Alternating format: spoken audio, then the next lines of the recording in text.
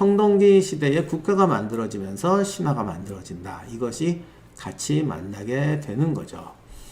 우리가 알고 있는 단권 신화를 가지고 한번 그 속에 있는 내용을 분석해 보도록 하겠습니다.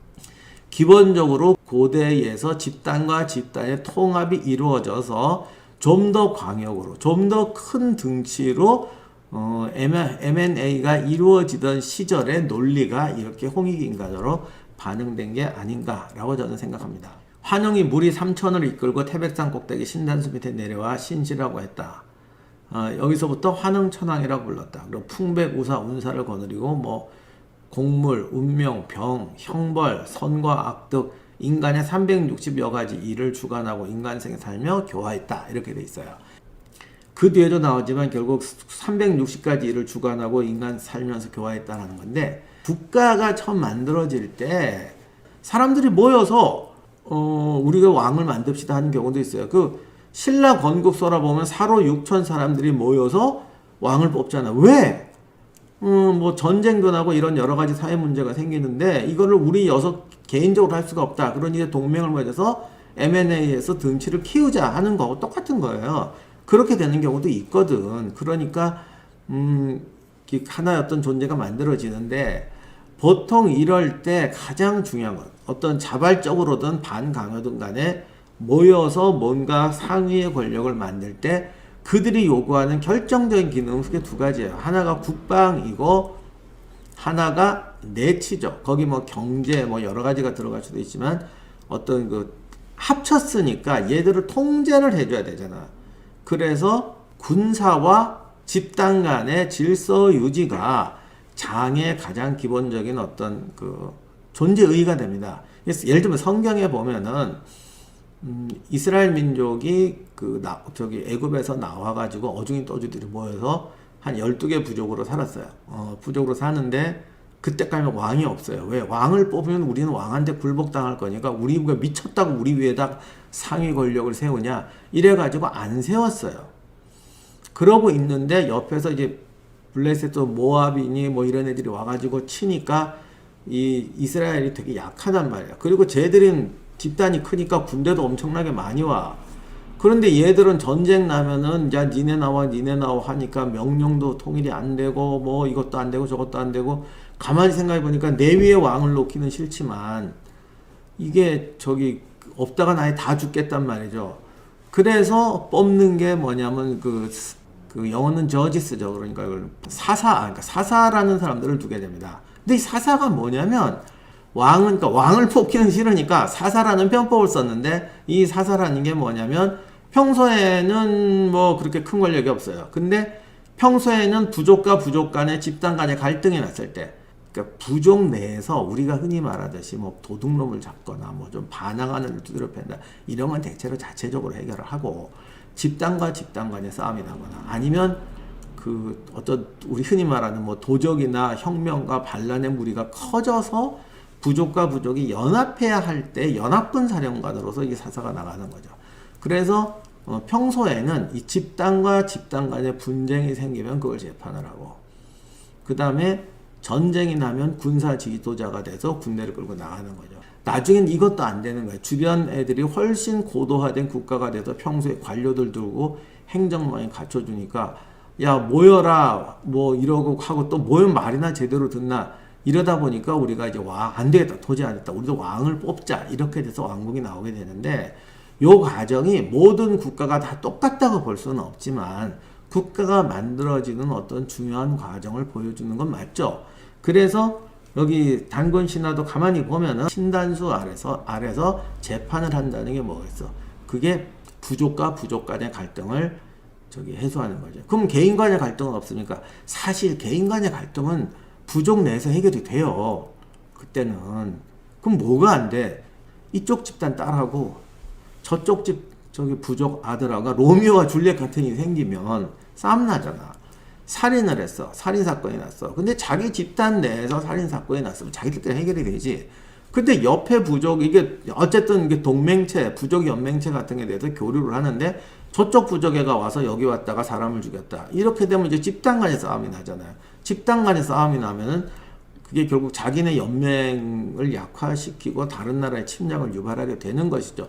이럴 때는 재판관이 누군가 있어야 되는 거예요. 삼국유사에도 나오죠. 신라에서 무슨 재판이 났을 때 김수로왕이 재판을 잘한다고 해서 수로왕한테 가서 재판을 의뢰하는 게 있어요. 그게 정말 수로가 재판을 잘해서 그랬겠어. 이게 이렇게 되니까 제3자한테 가자. 또 누구 편을 들어도 너 이렇지 하니까 3자한테 가게 되는, 이게 초기 국가 단계에서 소위 국가 형성 과정의 권력의 형성 과정을 보여주는 굉장히 중요한 내용입니다. 자, 그 다음에 이제 나오는 게 이제 곰녀와 호랑이의 얘기고, 뭐, 그 다음에 단군이 1500년을 다스렸다, 뭐 이런 얘기인데, 곰과 호랑이 얘기는 보통은 곰 토템과 호랑이 토템이다 그랬는데, 그게 꼭 토템인지, 뭔지야 모르지. 그게 비유였는지. 근데 이제, 뭐 이렇게 사사가 돼서 부족을 정리하고 통치를 하다 보면 이게 솔직히 완전한 평등이라는 게 생길 수가 없어요. 왜냐하면 결국은 여러 가지 생기면 수직적 관계가 만들어지게 되거든. 여기서 갈등이 생기게 되고, 또 권력이라는 게 생기면 왜 너만 해? 우리도 하자. 이런 게 되잖아요. 그래서 여기도 사사가 나오고 저기도 사사가 나오다 보면 어느 날 누가 룰을 만들자, 세습하자, 뭐 이런 일들 논쟁이 생기겠죠. 거기서 부족들 간의 합종 연행이 생기게 되는데, 곰과 호랑이의 이야기는 그게 아닌가 싶어요. 그러니까 그게 정말 혼인하는 과정에서 생긴 일이었는지, 진짜로 곰 토템 부족하고 있었는지는 모르겠지만은,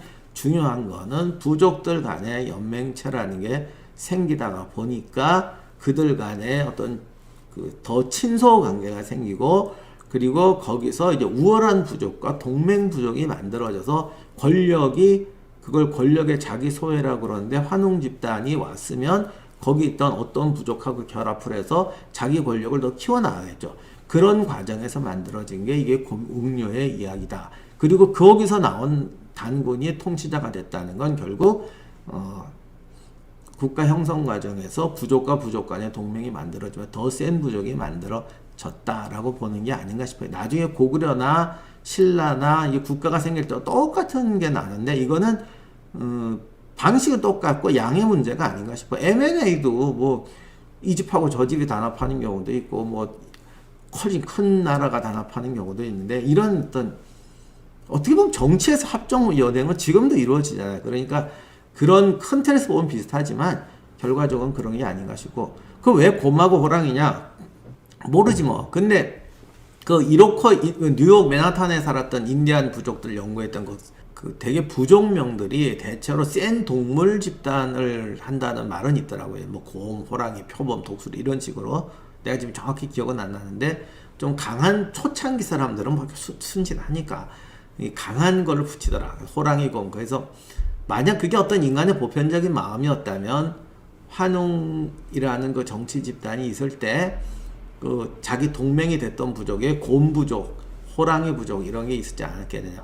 그럼 그거 토템하고 같지 않습니까? 근데 그게 꼭 토템하고 맞는 건 아니거든요. 그걸 꼭 굳이 토템이라. 그러니까 자꾸 토템 그러면 뭔가 종교적 색채가 자꾸 들어가는데, 모르지 뭐 호랑이 조각을 해서 막 세웠는지, 이름만 호랑이라고 그랬는지, 아니면 곰하고 호랑이가 어떤 부족의 유력한 애들 걸 말하는 건지, 아니면 정말 드라마틱하게 환웅 집단 내에서 뭐 무사계급들이 뭐 전사계급 중에 곰가죽 팀하고 호랑이 가죽 팀이 있었는데 뭐 걔들하고 무슨 일이야. 이건 이제 소설의 영역인데, 이거를 너무 역사적 사실하고 딱 맞춰서 해석할 필요는 없을 것 같다 라고 생각이 듭니다. 쿠멜님 그렇긴 하네요. 스포츠팀도 비슷하잖아요. 동물의 왕국이잖아. 좋은 지적입니다. 우리나라에서 처음 프로야구 생길 때 그때 누가 기사가 동물의 왕국이라고, 오죽하면 얘 나올 동물이 없어가 와이번즈도 나오고 뭐도 나오고 막 그랬는데, 뭐 그거하고 비슷한 거 아닌가 싶기도 해요. 그 다음에 이제 단군이 그래서 1500년을 다스리고, 나중에 기원전 1122년이죠. 이게 정확한 연도인지도 모르지만은 어쨌든 단군 설화에 보면 기자가 여기 고조선에 온 게 주나라와 무왕이 즉위했던 해였다. 그게 기원전 1122년이다 라고 해서 그때 왔다라고 돼 있어요. 그래서 이때부터 기자조선이라고도 하는데, 그랬더니 단군이 옮겨서 아사달에 들어와 숨어서 산신이 됐다. 그리고 1908세에 사망했다 이렇게 되어 있는데 이것도 가만히 보면은 결국은 기자라는 게 이게 진짜든 가짜든 간에 어떤 기자라는 기자로 상징되는 어떤 집단이 와서 권력을 장악하고 원래 있던 단군이라는 집단이 단군으로 상징되는 집단이 다른 데로 피난한 것으로 보여지게 되는 거죠. 그래서 우리가 신화는 보통 아름답게 얘기하지만 실제로는 곰과 호랑이의 이야기도 그렇고 환웅이 신단수 아래서 재판을 했다는 것도 그렇고 사실은 굉장히 무력과 힘에 대한 논리의 지배가 있다. 다만 그렇다고 해서 모든 게 힘은 아니고 모든 게 힘으로 정복하는 건 아니다. 이렇게 그래서 어떻게든 국가의 기능이라는 건 힘으로 굴복시키기도 하지만 본질적으로는 타협과 필요에 의한 계약이라는 것이 성립하게 된다. 요런 양상이 단군설화에 들어있더라. 그리고 이것이 청동기 시대의 국가 성립을 상징하는 이야기다.